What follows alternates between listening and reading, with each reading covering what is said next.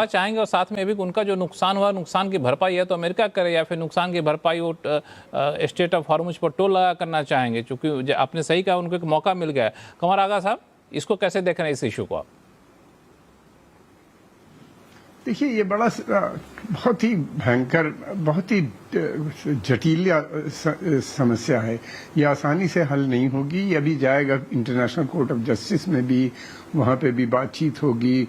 United nation security council में भी ये इशू है और उसके अलावा दूसरी जगहों पे भी है। दूसरी बात ये कि फ़िलहाल जो है वो ईरान और ओमान, इसके दो मेजर कंट्रीज़ हैं जिनके जो कंट्रोल करते हैं। एक साइड में ओमान है, एक साइड में ईरान है। ईरान के पास ज़्यादा बड़ा एरिया है, लेकिन ओमान के पास भी है। वहाँ पे इनका दो का माना जाता है इसके ऊपर कंट्रोल जो क्या है वहाँ पे। अब क्या होगा, कैसे होगा, बहुत सी चीज़ें हैं ईरान के लिए। फ़िलहाल ये एक बार्गेनिंग चिप है जिसका वो पूरी तरीके से इस्तेमाल कर रहे हैं और वो आसानी से अब ये नहीं छोड़ेंगे, ये समझ लीजिए। इसलिए कि उन्हीं ने उसके साथ और इतनी शर्तें होंगी, जुड़ी हुई होंगी, तो वो तो अब रहेगी। अब गल्फ ओमान भी काफ़ी उनके साथ मिला हुआ नज़र आता है। ओमान को प्रेसिडेंट ट्रंप ने बहुत स्ट्रांग वार्निंग दी कि ऐसी बात आप सोचिए भी नहीं कि रेवेन्यू शेयरिंग की बात ईरान ने ओमान से शुरू कर रखी है।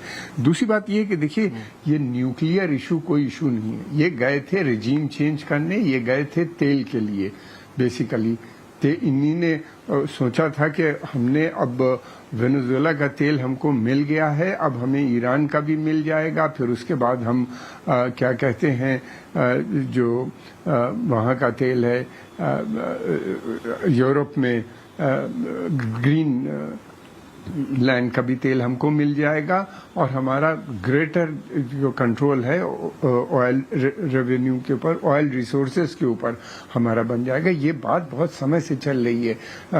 बुश एडमिनिस्ट्रेशन को भी, बुश जूनियर एडमिनिस्ट्रेशन में भी डिक चेनी को जो थी वो दी गई थी, इस तरह की ब्रीफिंग दी गई थी जिसको उन्हीं ने डिस्क्लोज कर दिया था। उनको उस वक्त कहा गया था कि ग्रेटर कंट्रोल होना चाहिए तेल के ऊपर।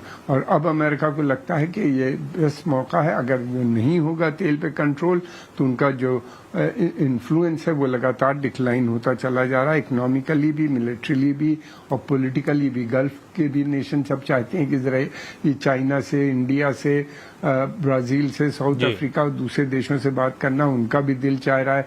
सऊदी अरेबिया भी सोच रहा है कि उसको भी सिक्योरिटी काउंसिल का विस्तार होगा तो मिलेगा। वॉर से हुआ ये है कि ब्रिक्स का मसला सब खत्म हो गया, कोई बातचीत नहीं चल रही है। फिर उसके अलावा ये भी है कि सब जितने भी सारी एनर्जीज जो है वो लगी हुई है। एंड यूएस चाहता था कि वो एक यूएस डिजाइंड नया middle east, Israel led middle east बनाने की जो बात कर रही थी वो सब रुक गया मसला। उन्हीं ने तो सोचा था कि इजराइल और अमेरिका मिलके एक नया मिडिल ईस्ट बनाएंगे जिसमें बहुत से देशों के, सऊदी अरेबिया के पार्टीशन तक की बात की गई थी, वो सब खत्म। अब बहुत मुश्किल है। ईरान ने ऐसे ही रोक लगाई है कि इनके लिए बड़ी मुश्किल होगी, इनका निकलना भी बड़ा मुश्किल होगा। लेकिन इस रोक पे जो है निकलने भी नहीं देगा। लेकिन ये रोक अपने आप में बहुत ही खतरनाक स्तर पर जा रहा है। इस पे तनिया साहब आपके पास आऊँगा, लेकिन एम्बेसडर त्रिगुणाथ साहब आप प्रोसेस पे बताइए कि अभी मैं इंटरनेशनल एनर्जी एजेंसी के प्रमुख का इंटरव्यू हमारे सिस्टर चैनल ने किया, तो उनका साफ तौर से कहना था कि अगर स्टेट ऑफ हॉर्मुज ऐसे ही बंद रहता है तो पूरा वर्ल्ड एक रेड जोन में जाने की तरफ बढ़ रहा है। यानी खतरे के निशान से ऊपर, जो कहते हैं ना जब बाढ़ आती तो नदी का पानी खतरे के निशान से ऊपर चला गया, उस स्थिति में जा रहा है पूरी दुनिया। तो अगर स्टेट ऑफ हॉर्मुज नहीं खुलता है बहुत जल्द तो स्थिति तो बड़ी भयानक हो जाएगी। ऑलरेडी काफी फर्क पड़ा है। और जो अगर आप आईएमएफ और स्टेटमेंट देखें तो ग्लोबल ट्रेड और जीडीपी सबकी बड़ी रेड में जो आप फिगर्स कह रहे हैं उस तरह की ऑलरेडी आनी शुरू हो गई। सब जगह की जीडीपी ऊपर इम्पैक्ट, ट्रेड के ऊपर इम्पैक्ट होगा, डे टू डे लाइफ के ऊपर इम्पैक्ट होगा, सोशियो इकोनॉमिक इम्पैक्ट होंगे और ऑलरेडी कर रहे हैं कंट्री, इंक्लूडिंग हमारा भारत में भी इस तरह से है। तो मैं ये तो इसीलिए तो जैसा सबने कहा है कि जो ईरान है उसको एक वेपन मिल गया। और ये नहीं कि आज से ईरान ने पहली बार कहा हो, उसमें जून के बाद से ये कहता आ रहा है कि अगर हमारे पास हमारे ऊपर दोबारा से अटैक हुआ तो हम स्टेट ऑफ हॉर्मुज को बंद कर देंगे। और अब वो ये कह रहा है कि अगर दोबारा से फिर अटैक किया तो हम बाबल मंदब को भी, हुतीज उनके एसोसिएट्स हैं, तो वो बाबल मंदब और रेड सी, वो तो समझ लीजिए कि पूरा का पूरा ट्रेड का जितना भी सिस्टम है, ये अगर अमेरिका या यूरोपियंस या किसी भी कंट्रीज के बस में होता कि मिलिट्रीली इसको खुलवा सकते, तो अब तक वो स्टेप ले लिया होता। तो ये तो किसी बात है कि आसान नहीं है कि उसको खोला जाए, तो इसलिए खाली निगोशिएशन ही एक वे फॉरवर्ड है। और इसीलिए जो ये एमओयू की बात हो रही है, और अमेरिका भी प्रेशर में है, अपने आप ही नहीं, से एलाइज सारे कंट्रीज ग्लोबली अमेरिका कढ़ाया सब बनता जा रहा है इस तरह से। तो उनको भी है इस बात का कि जल्दी से जल्दी इसको खोला जाए, भले ही उनके ऊपर डायरेक्ट इम्पेक्ट ना होता हो, लेकिन आप समझिए कि 50% ऑयल प्राइसेस अमेरिका में भी बढ़ गए हैं कंज्यूमर के लिए। और आजकल जो वहां पर डिबेट्स हो रही हैं, वो इस तरह की क्या पॉलिसी है जो देश के हित के बलाय उल्टा उन्हीं के ऊपर में उसका असर पड़ रहा है। तो वहां उनको, पर जो लेकिन डोमेस्टिक ये जो आप, कंपल्शंस हैं, हाँ, डोमेस्टिक घरेलू मजबूरियां जो हैं वो भी काफ़ी ज़्यादा दबाव वहाँ पे पड़ रहा है। लेकिन जो अब बात आपने कही कि यूएस के ऊपर डायरेक्ट इम्पैक्ट ना पड़ रहा हो, लेकिन तब भी उनके ऊपर दबाव है कि अब स्ट्रेट ऑफ हॉर्मुज जल्द खुलवा दीजिए, ताकि महंगाई का जो सीधा सा असर है, पेट्रोल की कीमतें वहाँ 47% से ज़्यादा बढ़ गई, उसको कैसे काबू में लाया जा सके। तनैया साहब, दो सवाल, क्या वाकई अमेरिका दिल से चाहेगा कि अब हो गया बहुत, हमें जितना तेल बेचना था हमने बेच लिया, अब स्ट्रेट ऑफ हॉर्मुज जल्द खुल जाए, चूँकि हमें मिड टर्म इलेक्शन में जाना है, और स्ट्रेट ऑफ हॉर्मुज अगर नहीं खुलता है तो जो मैंने आपको बताया इंटरनेशनल एनर्जी एजेंसी के जो प्रमुख का बयान आया है, वो कितना खतरनाक है? देखिए, पहला तो ये है कि अमेरिका जो है,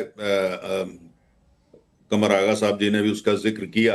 अमेरिका का सीधा यह है कि अभी तक तो दुनिया बहुत बदली है, लेकिन इतनी नहीं बदली। आज भी दुनिया में जिसका तेल के जो पूरा साम्राज्य है, जिसका दबदबा उस पर रहेगा, उसी दुनिया में तूती बोलेगी। आज भी हकीकत यह है, रिन्यूएबल एनर्जी आ गई, तमाम आ गया, लेकिन जो तेल को कंट्रोल करेगा काफी हद तक वर्ल्ड पॉलिटिक्स पे, उसका दबदबा काफी रहेगा। और उसके तहत ईरान का तेल अमेरिका को चाहिए, वहां की गैस उनको चाहिए। वो काफी नहीं है कि सऊदी अरब पे उनका दबदबा काफी है, यूनाइटेड अरब एमिरेट्स पे है। वो इसीलिए वेनेजुएला गए, इसीलिए वो कनाडा जाना चाहते हैं, इसीलिए वो ग्रीनलैंड जाना चाहते हैं। ये तो बिल्कुल स्पष्ट है, और ये आज की नीति नहीं है, ये अमेरिका की 30 साल से नीति है। जो फर्क इतना हो गया कि ट्रंप साहब ने इसको जिस तरह हैंडल किया है, वो ऐसे है ना किया है जैसे किसी अनाड़ी बच्चे को मर्सिडीज पकड़ा दे तो वो क्या करेगा। उन्होंने उसको जो है, कोई उनमें मेच्योरिटी उनकी नजर नहीं आई, ना कहीं गहराई, ना कोई फिनेस डिप्लोमेसी में जो होनी चाहिए, इसलिए जो थोड़ा सा मजाक देखने लगा। जहां तक आपने आईईए के जो सदर है उनकी बात करी, देखिए, international energy agency OECD countries का समूह है। हम मेंबर हैं, लेकिन हम एक एसोसिएट मेंबर है। मतलब ये हुआ कि बाहर वरांदे में बैठे हैं, हम उसके सदस्य पूरी तरह नहीं है, ना चाइना है। वो ओईसीडी मतलब धनी देशों की वो है बात। और ये जो जनाब जी जिनके आपने चर्चा करी, ये वही बोलते जो अमेरिका चाहता है। ये इसके अलावा कभी कुछ नहीं बोलते। जब बाइडेन साहब सत्ता में थे, तो ये सुबह से शाम तक क्या कहते थे कि ये गीत गाते थे रिन्यूएबल एनर्जी का, ग्रीन एनर्जी का, और ये बोलते थे ऑयल की तो अहमियत ही खत्म हो गई। तो बड़ा अच्छा लग रहा है कि जाग गए हैं, उनको समझ में आ गया है कि भैया दुनिया में अभी तेल की अर्थव्यवस्था जो है अभी तो वही है। तो इसलिए इनके बयानों को कम से कम, मैं चूंकि मैं व्यक्तिगत रूप से आईईए को बहुत फॉलो करता हूँ, इनको भी, इसलिए मैं उसको, लेकिन हकीकत ये है पूरी दुनिया में, खासतौर से जापान, साउथ कोरिया, भारत और चीन, ये बहुत दबाव डाल रहे हैं अमेरिका के ऊपर कि अब स्टेट ऑफ हॉर्मुज को खुलवाइए।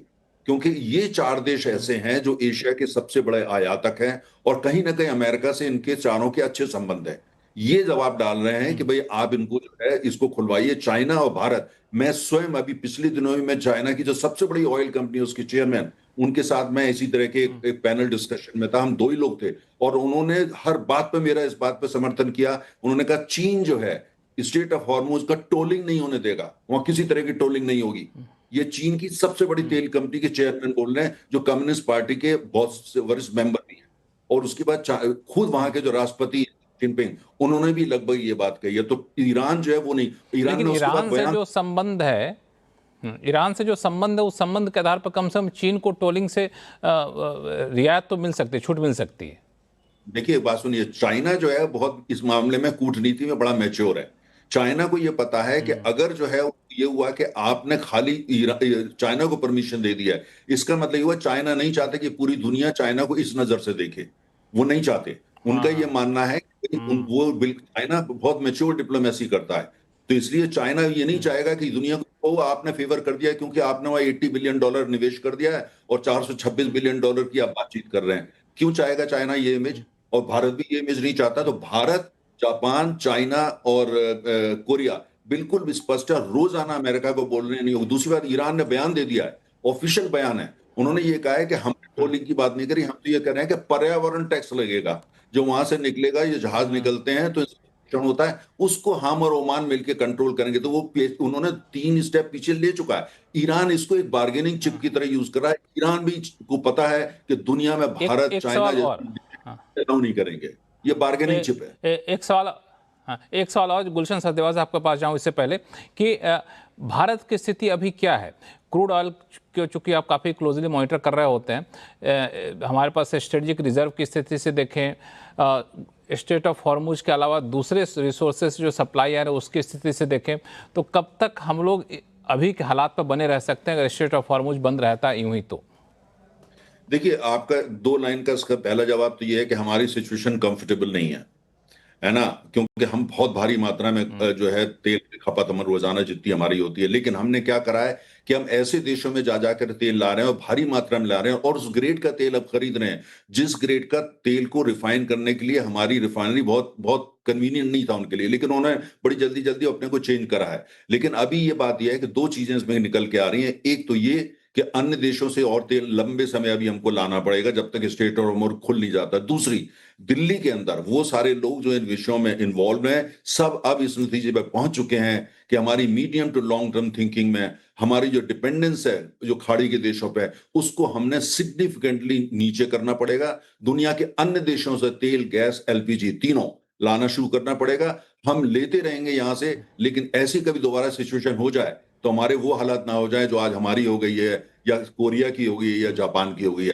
ये फैसला लगभग लिया जा चुका है, औपचारिक रूप से घोषणा नहीं है, लेकिन अभी स्थिति यह है कि दुनिया में जहां भी तेल मिलता है, जिस दाम पे मिल रहा है, लक्ष्मण जी ध्यान रखिए, आज जो तेल हम यूज कर रहे हैं अपनी कार में और या अपने हवाई जहाज में, उसकी जो प्राइस है वो बहुत ज्यादा है जो हमारी अर्थव्यवस्था अफोर्ड नहीं कर सकती। लेकिन सरकार की प्राथमिकता यह है कि किसी तरह का सप्लाई में डिसरप्शन ना हो। सप्लाई में डिसरप्शन नहीं है, but this is coming at a very high cost.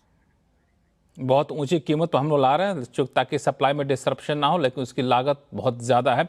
एक सवाल कि इन सब डील के बीच में जो पिछले दिनों काफ़ी तेज़ी से उभर कर सामने आया था प्रोफेसर गुलशन सचदेवा साहब, वो था पाकिस्तान। लेकिन 45 दिन से ज़्यादा हो गया है। मैं देख रहा था 17 अप्रैल को अंतिम ट्वीट या फिर क्या एक्स पर पोस्ट आया था पाकिस्तान के प्रधानमंत्री का, उसकी तरफ से किसी भी तरह का कोई बयान सीज फायर को लेके या फिर मध्यस्थता को लेकर नहीं आया है।